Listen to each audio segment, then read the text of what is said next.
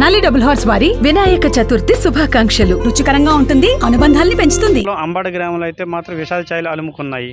అంతవరకు స్నేహితులతో రేపు జరగబోయే వినాయక చవితి సందర్భంగా అయితే మాత్రం మండపాలు అయితే ఏర్పాటు చేసుకుని అంతవరకు స్నేహితులతో గడిపి సరదాగా ఉండే వెంకటేష్ ఆ టైం అప్పుడే కరెక్ట్గా స్నానానికి అని చెప్పేసి మడ్డు వలస కుడి కాలువ దగ్గరికి వెళ్ళాడు. ఈ కుడి కాలువ దగ్గరికి వెళ్ళి స్నానానికి దిగే సమయంలో ప్రమాదవశాత్తు కాలువలు పడి అయితే మాత్రం ఈ తూడుబడ్డలో చిక్కుని అయితే మాత్రం మరణించడం జరిగింది.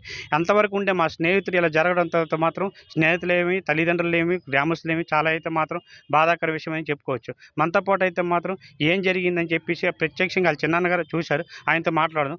బాబు చెప్పండి, ఏం జరిగింది, అసలు మీకు ఎలా తెలిసింది ఇలా జరిగిందని? లేదు సార్, అంటే నేను మా అబ్బాయి స్నానంకి వెళ్ళడం తెలుసు సార్. నేను మామూలుగా వెళ్తే స్నానంకి వెళ్ళేసరికి అక్కడ టీ షర్టును బైక్ ఉంది. అబ్బాయి లేడు, కేక్ వేస్తుంటే అక్కడ ఓపించట్లేదు అని చెప్పేసి అందరికీ కుర్రోళ్ళకి సమాచారం అందించి సరే అని చెప్పి కుర్రోళ్ళు వచ్చేసరికి కింద టూడుబొడ్లో సిక్కిపోయి ఉన్నాడు. టూడుబొడ్లు సిక్కి మరి ఆయన ఇంకా కాలేజీ అందడం లేదు, అలా ఆ గొట్టు మీద పడిపోయి ఉన్నాను నేను ఏడ్చుకుని. ఈ సమయంలో ఈ కుర్రలు వచ్చి బయట తేలిశారు. కానీ మాకు పెద్ద దిక్కు, మా కుటుంబానికి పెద్ద దిక్కు ఆ అబ్బాయి. వాలంటీర్ పని చేస్తూ నాకు అవునే వాళ్ళ నాన్న కావునే ఏదైనా మాకు ఆయనే పెద్ద దిక్కు. అది సార్. మనతో పాటు సర్పంచ్ గారు కూడా ఉన్నారు, ఆయనతో కూడా మాట్లాడి తెలుసుకున్నాం. సార్ అసలు ఏం జరిగింది, అబ్బాయి ఏం చేసేవాడు, అందరితో ఎలాగ ఉండేవాడు? బైర్భూమికి స్నానంకి వచ్చాను, మడ్వాడ్స్ కెనాల్కి. బైర్భూమికి వచ్చేటప్పుడు మెట్ల దగ్గర కడుక్కునేటప్పుడు కాలు జారి పడిపోయినప్పుడు వాళ్ళ చిన్నాన్న గారు అలాగ వస్తుండగా స్నానానికి వస్తుండగా మా అబ్బాయి బండి టీ షర్ట్ ఉందని ఉద్దేశం మీద ఆయన పిలిచాడు. పిలిచిన టైంలో ఆయన పలకతే ఇంటికి ఫోన్ చేశాడు. మన అబ్బాయి బండి వాళ్ళ అన్నకి ఫోన్ చేశాడు. వాళ్ళ అన్నకి ఫోన్ చేసేటప్పుడు ఏంటంటే మన వెంకటేష్ బండి టీ షర్ట్ ఉంది, ఒకడు ఉన్నాడు లేడంటే ఇప్పుడే స్నానంకి వెళ్ళాడని తల్లిదండ్రులు చెప్పారు. అయితే స్నానంకి వెళ్ళాడు కానీ ఇక్కడ బండి షర్ట్ ఉంది, మరి మనిషి అయితే పలకలేదు. మరి నాకు ఆందోళనగా ఉందనేసి ఉద్దేశం మీద ఆ ప్యాంటు చుట్టుపక్కల పిలిచి అందరూ దిగారు. దిగేసరికి నా 2 ఫ్రెండ్స్ ఆయన దిగేసరికి అక్కడ బొడ్లో చిక్కుని మనిషి ఉండిపోండు. దాన్ని ఫ్రెండ్స్ను వాళ్ళు తీయడం జరిగింది. అంతేకాదు వాళ్ళ కుటుంబానికి 3 సంతానం వ్యవసాయం కూలితో బతికారు. అందుకే మేము ఆ పేద కుటుంబంలో మేము ఒక వాలంటీర్గా ఇచ్చాము. దాని సందర్భంగా వాళ్ళ 3 కూడా ఆ వాలంటీర్తోనే ఈ చదువులు అవన్నీ చేయడం జరిగింది.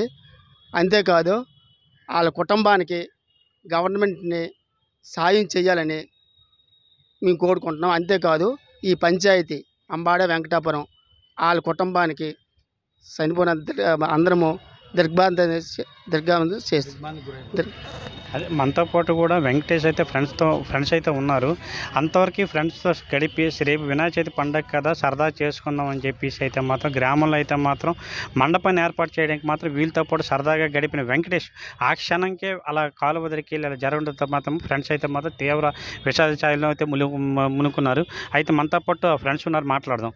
చెప్పమ్మా, ఏం జరిగింది, మీతో అంతవరకు ఉండి ఎలా మాట్లాడారు? మేము కళ్యాణం అక్కడ వినాయక మండపం కడుతుండగా అంతవరకు అక్కడ పనులన్నీ నిర్వహించుకొని స్నానంకి వెళ్ళిన మనిషి తిరిగి రాలేదు. వాళ్ళ చిన్న మాకు సమాచారం ప్రకారం మేము ఆ కాలువ దగ్గరికి వెళ్ళి చెక్ చేస్తే తూడుబొడ్లలో చిక్కుని ఉన్నాడు. బయటికి తీసుకున్నాక కొంచెం ఇది ప్రాణం ఉన్నట్టు అనిపించి హాస్పిటల్కి తీసుకొచ్చాం. దారిలోనే ప్రాణం పోయింది. మీతో అబ్బాయి ఎలా ఉండేవాడు, ఎలా మీతో మెలుగు ఎలా ఉండేవాడు? అందరితో సరదాగా ఉండేవాడు, వ్యక్తిగతంగా చాలా మంచివాడు. అందరికీ సాయం చేస్తూ అందరితో కలుపుకట్టుగా ఉండేవాడు కుర్రాడు. ఇది చూస్తే కనుక అయితే మాత్రం అంబాడ గ్రామంలో తీవ్ర విషాదం అని చెప్పుకోవచ్చు. రేపు పండుగ వాతావరణం కదా, గ్రామాల్లో ఏంటి పట్టణాల్లో ఏంటైతే మాత్రం వినాయక పండుగలకి చేసుకోవడానికి అయితే మాత్రం చాలామంది ఆసక్తికరంగా ఉండేటప్పటికీ ఈ సంఘటన అయితే ఎప్పుడైతే జరిగిందో గ్రామాల్లో అయితే విషాదాలు అయితే అలుముకున్నాయి. అంతవరకు ఫ్రెండ్స్తో గడిపి సరదాగా ఉండే వెంకటేష్ ఇలా అకాల మరణం చెందడంతో మాత్రం ఫ్రెండ్స్ అందరూ మాత్రం తీవ్ర దిగ్బంధం అయితే చెందారు. సింహాచలంకి లక్ష్మికి 3 సంతానం అయినప్పటికీ గణేష్, వెంకటేష్, చంద్రశేఖర్ 3 కుమారులు. నడిపి వ్యక్తి అయితే వెంకటేష్ అని చెప్పుకోవచ్చు. వాలంటీర్గా విధులు నిర్వహించి అయితే మాత్రం ఆ కుటుంబాన్ని పోషించుకుంటూ వచ్చాడు. అన్నదమ్ములు కూడా చదివించుకుని వచ్చాడు. వాళ్ళదైతే మాత్రం బాగా కూలి కుటుంబం, వాళ్ళు కష్టపడితే కానీ రెక్కాడిని బతుకాలది. అటువంటి పరిస్థితుల్లో ఇలా జరగడం తల్లిదండ్రులు ఏమి గ్రామస్తులు ఏమైతే చాలా విషాదాలు అయితే అలుముకున్నాయి. ఇంకో పక్క చెప్పుకోవాల్సిన విషయం ఏంటంటే ఏదైతే కుడి కాలువ ఉందో ఆ కుడి కాలువ దగ్గర ప్రధాన బోర్డులు పెట్టాలి, హెచ్చరిక బోర్డులు, ప్రమాదక బోర్డులు పెట్టకపోవడం కూడా అధికారులు పెట్టకపోవడం నిర్లక్ష్యం కూడా వహించారు. ఆ విషయంలో కూడా మాత్రం గ్రామస్తులు అయితే మాత్రం మండిపడుతున్నారు. ఇది ఇక్కడ పరిస్థితి. సురేష్, RTV, రాజధాని నుంచి, ఉమ్మడి శ్రీకాకుళం జిల్లా. మరిన్ని వీడియోస్ కోసం ఛానల్ ని సబ్స్క్రైబ్ చేయండి. లేటెస్ట్ అప్డేట్స్ కోసం వాట్సాప్ ఛానల్ ని ఫాలో చేయండి. అండ్ లింక్ డిస్క్రిప్షన్ లో ఉంది.